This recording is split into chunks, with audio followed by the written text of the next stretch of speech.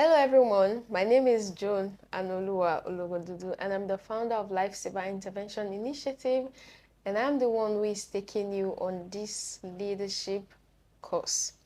Yesterday we talked about understanding you, we talked about the law of human valuation, and we talked about the law of nurturing. And today we are going to be talking about the principle of humanity. Remember that this is a leadership bootcamp. And the first reason why we started with understanding you is that you need to have a sense of leadership for yourself before you can even attempt to lead other people. And so everyone is a leader. As long as you can lead yourself, you are a leader. Because when you're able to lead yourself, other people are seeing what your life is becoming. They are watching how your life unfolds, and your life can be a source of inspiration to other people, even without you opening a leadership academy or announcing that you're a leader. So I want you to know that whether you hold a leadership position or not, you're a leader, because at least you have your life to lead. So when people look at your life, people can be led just by how you live your life, just by how you lead your life.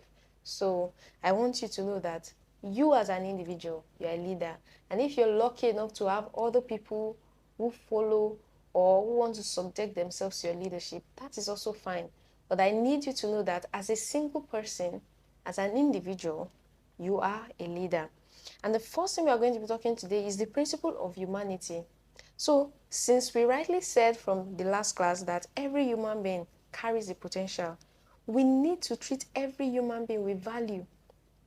We must see every human being from the perspective of a walking, talking, living body of great possibilities.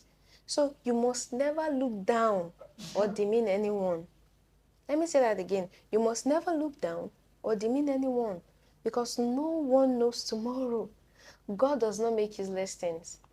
Now, while it is possible to lead yourself, like I rightly said, when you now find yourself as a person who will be able to lead other people, you need to see them the right way.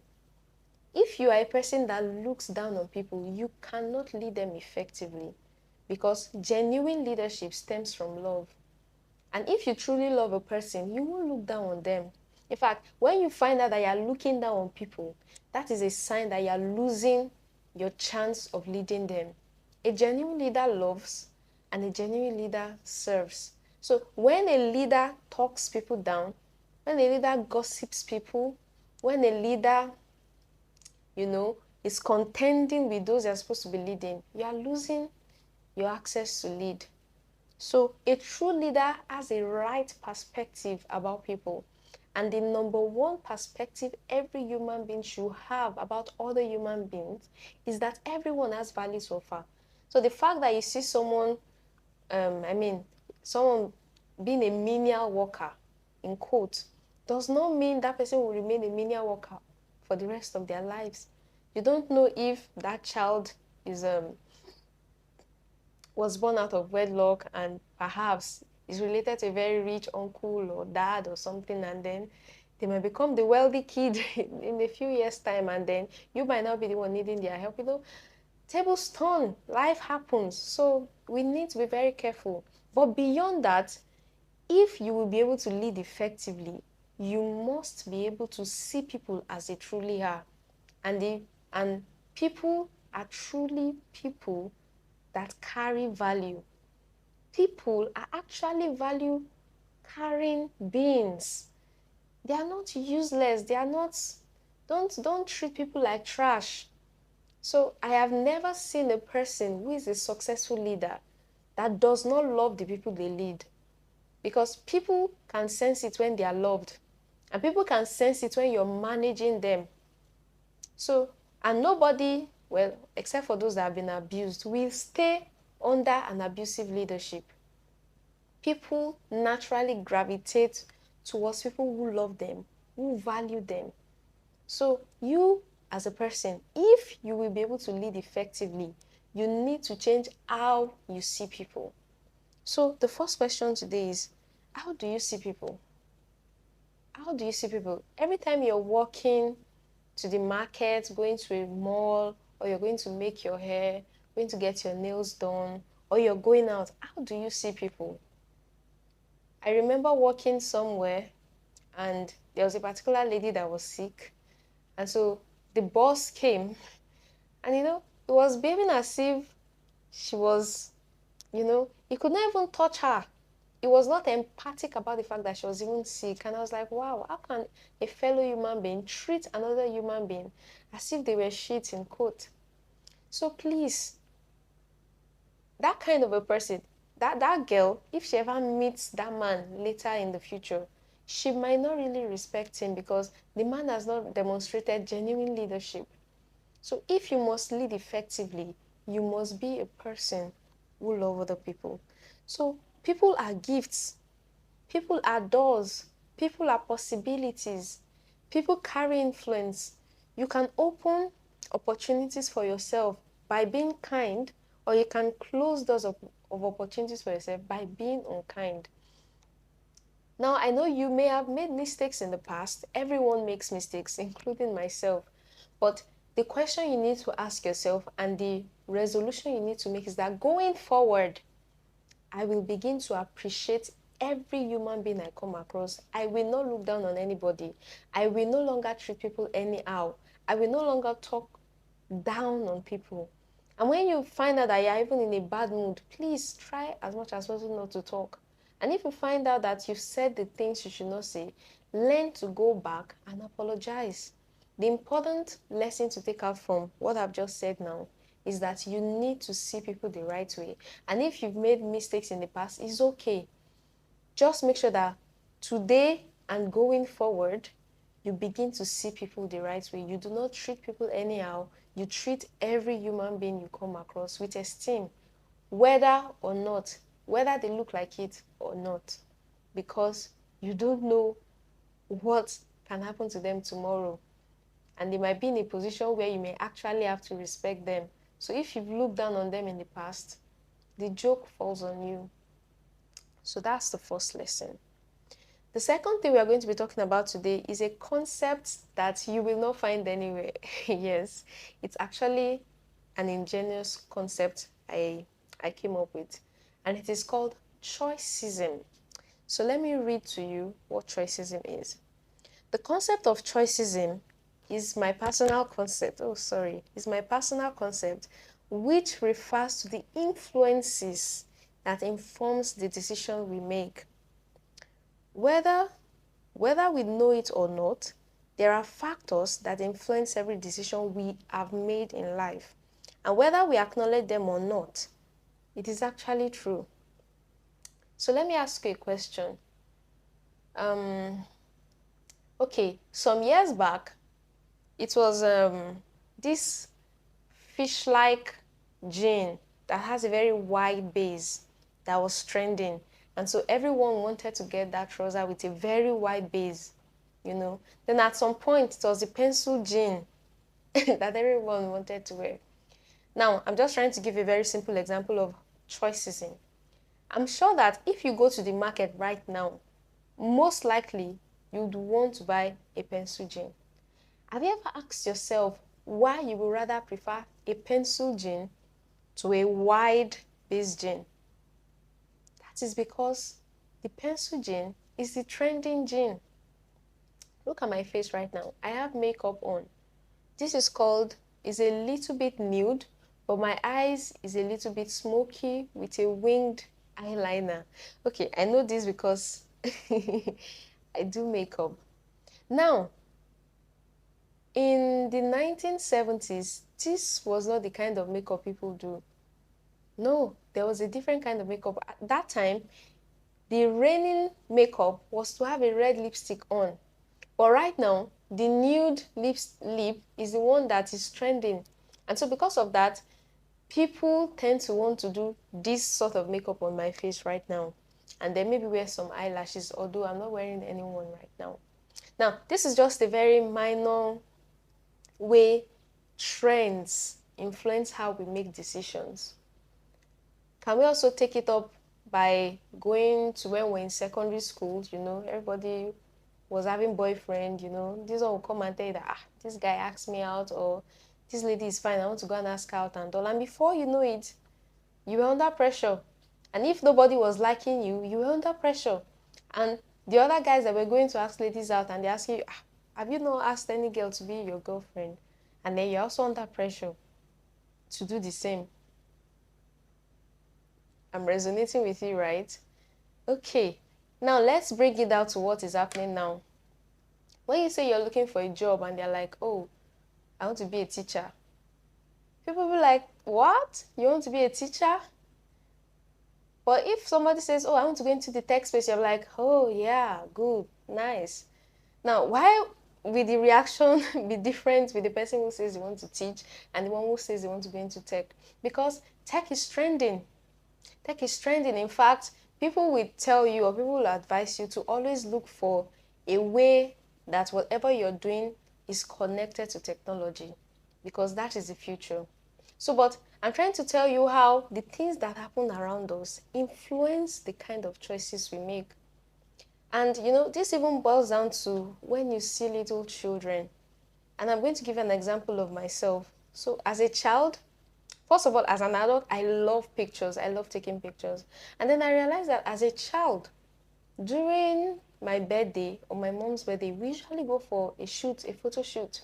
We go to the studio and we take pictures. And I remember how excited we were to go to the shoot and how excited we were to, you know, get the pictures. Now I realized that that had an influence in how I have now come to really love pictures, even as an adult. I did not even realize it until I actually sat down to actually think about it. That, oh, these things that happened to me as a child is one of the reasons why I currently like pictures. And for some persons, it may even be that they ate a particular thing because of something that happened to them as children. For example, I know someone who ate beans simply because they ate a lot of beans while they were children. So as an adult right now, he does not even want to see anything that looks like beans. Now, these are just simple examples of the principle of choicism. Now, let me ask you a more serious question. Why do you live where you currently live? Why are you in school? Why do you want to get married? Why do you want to be a leader? Why are you taking the course you are taking? Why do you attend the church you are attending? Have you been able to identify the choicism that has affected your choices? Remember that choices has to do with everything that influences the choices you make. So it's important that you bring yourself to a point of self-awareness to know if you are making a decision because you truly want to make that decision or because you just want to follow trends. I got you there, right? Yes, that was where we're coming to. So I gave those simple examples just to help you understand choicism. But I need you to take it on a deeper level and ask yourself, why are you choosing the career path you want to go into now? Are you going into it because you've heard that, oh, there's a lot of money there? And now, because the big companies are laying off people in technology, you are beginning to have a second thought because deep down, it was never about technology. You only wanted to go there because of the money. So, why do you want to get married? The person you want to get married to now, do you want to get married to that person because the person is the available person? Or because you truly know that you have found someone that is worthy of your lifetime? So you see, self-awareness and intelligence can help you identify your choicism. So you can decide the influences you permit around you. So now that we know that whether we like it or not, the things happening around us influences the choices we make, you now have to be very intentional about the kind of influences you allow around you. You have to choose your friends. You have to choose the movies you watch. You have to choose the movies you watch.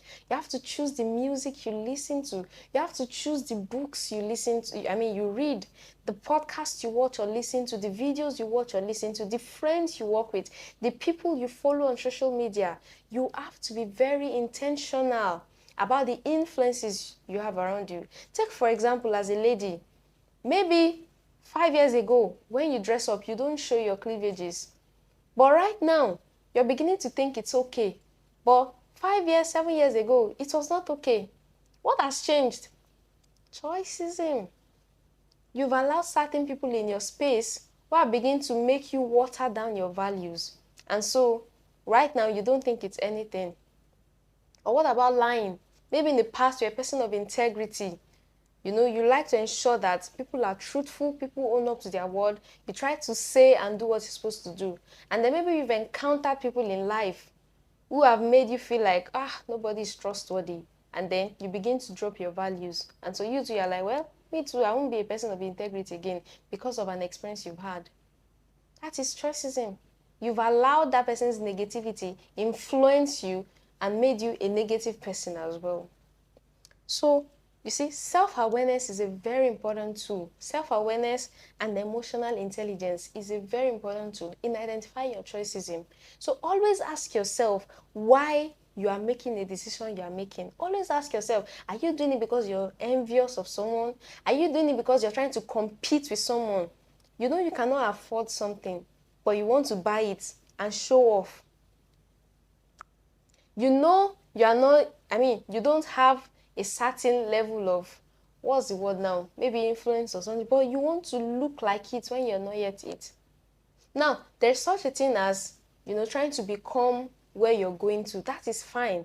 But deceiving people into what you are not, there's a thin line between those two. So you need to understand where to actually draw the boundary.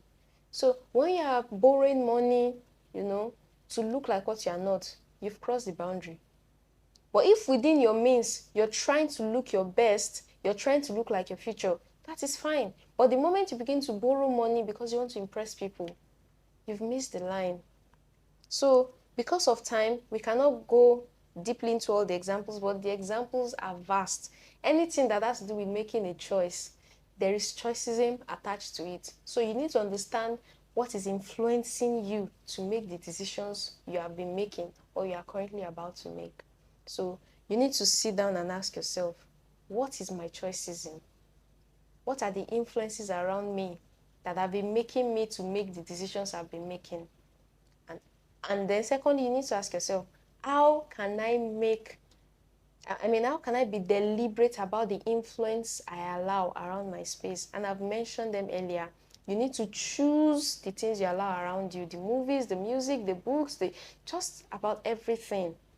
Choose them so that whatever influence they are bringing to your life is influencing you for good. For good. So the last thing we are going to be talking about, not the last actually. Yeah, the next thing we're going to be talking about is called mind minds. Okay, so let me read it from here. Now, the concept of mind minds refers to the fact that every idea is brewed and formed in the mind. However, they should not just be ideas in our minds, they should be actualized. So, let me explain that. Our mind is like a mine. I know you know what a mine is. People mine copper, they mine iron, and then you have your pots, you have your cutleries and all. You even have some jewelries because they are mined.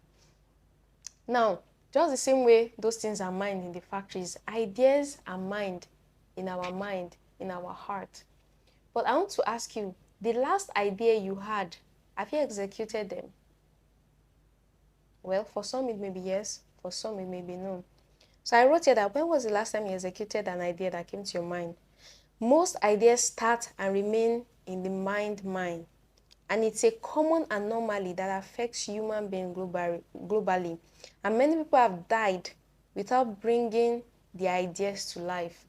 So I want to encourage you that whatever ideas you have, don't leave them in your mind. Don't leave them in your mind. Make sure you bring them to life. And there are things you need to do to ensure that your ideas do not just remain as ideas, but they become things that are actualized. And that leads me to the last point today, which is the law of actualization. And the law of actualization is that nothing works unless you work it. So if you have an idea, great. You need to now ask yourself, how do I bring this idea to life? What do I need to do to make this idea a reality? What do I need to do to ensure that this idea is not just in my mind, but it is something that comes to life? It is something that is tangible and impacts people's life tangibly. So actualization is turning abstraction into reality. I'll say that again. Actualization is turning abstraction into reality. It is the ability to achieve a goal, desire, or idea. So nothing is self-actualizing. Your idea is not going to come to pass by itself. You have to work it out. You are the one that needs to bring it to life. So everything that is working today is being worked out by someone. The reason why you are having this course right now is because someday I sat down before my camera, I did my makeup, I wrote down my notes, and then I have a studio here, I have my lights on, I have my microphone and my headphone, and I'm talking to you right now. The reason why you can wear the shirt you're wearing is because somebody stood up, produced the cotton, made it into a cloth, took it to the market, they sold it, and then, they were selling it, and then you bought it. So the reason why that is working for you is because somebody worked it out. The reason why you're able to eat is because somebody went to the farm, harvested the crops, took it to the market, and then you're able to buy it. The reason why you can use your internet is because somebody thought about the idea, and then they called the engineers, and they brought it to a reality, and now you can buy data. So think of anything that is working or anything that has ever helped you. It is working because somebody worked it out. So the question I will ask you is, what will work for other people because you worked on it? Let me say that again. What is going to work for other people because you worked it out? So that is a challenge to you to go and bring your ideas to life. Those ideas you have that's, that has just been there in your mind, you need to go and look for ways to make them a reality. So yeah, I said, I wrote there that identify what you need to do to achieve your desire. And I said, number one, you need to identify what it is you want to actualize, which is the goal. So what is it you want to do? So if you want to start a fishery, is it fishery? Yeah. If you want to start selling fish, you want to have a pond, that's a goal. If you want to have a school, that's a goal. If you want to have a tech company, that's the goal. So number one, you need to know what it is. You need to be specific about it. Then number two, understand why. The number one is what. Number two is why. Why is what will fuel your actualization. So if you want to start a pond, why do you want to start a pond? Are you doing it because you want to ensure that people have more protein to eat? Or you want to produce more omega-3 to help people with their brain? Because omega-3 is good for the brain and it is gotten from fish. Or you want to get more money to make profit. So you need to identify why you want to do it. So if you want to start a tech company, are you starting a tech company because you want to help people to be able to make phone calls? Or you want to help people, in fintech, to be able to do money transactions easily and seamlessly? So identify why. Why? That is the second thing. Then the third thing you need to do to bring your ideas to life, to actualize your ideas, is put the right system in place.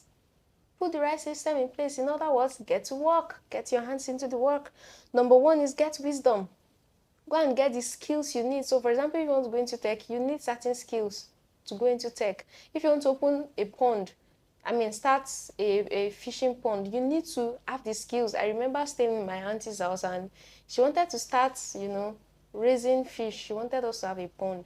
Some days later, the fish, all the fishes died. That was because there was a missing gap in knowledge. So make sure you get the right knowledge so that that kind of a thing does not happen to you. The next thing is network. Meet and mingle with other people that are going in the same direction that you are going. Engage with other people, collaborate, talk to other people. Don't be isolated because you don't know everything. So ensure that you network with other people that are going in the same direction as you. The next thing is get exposure. Expose your mind. Read the right books. Feed yourself with the right information. Just ensure that you're gaining exposure. And then I want to recommend that you can join the 7D Smart Plug community. It is my community. but it is not Lifesaver Intervention Initiative. It's a community that helps people with their goals, you know. So it is called the 7D Smart Plug, and we help people to gain clarity, you know, and help them to actualize their goals. So if you are the kind of a person who is finding it difficult to put and bring your dreams to life, you can join the community. Yes, so, or any other community that offers similar services so that you can bring your ideas to life. So don't keep your ideas in your mind. The world needs your ideas. Remember, we talked about the fact that every human being has value to offer. So that idea in your mind is your own way of adding value to the world. So don't keep it at the mind. Don't let it stay in your mind. Bring it to life. Yeah. And so that brings me to the end of today's class. I hope it has been value for your time. My name is Joan Anuoluwa. Once again, you can follow me across social media on Joan Anuoluwa, across all social media. That is my handle. So see you next time. Bye.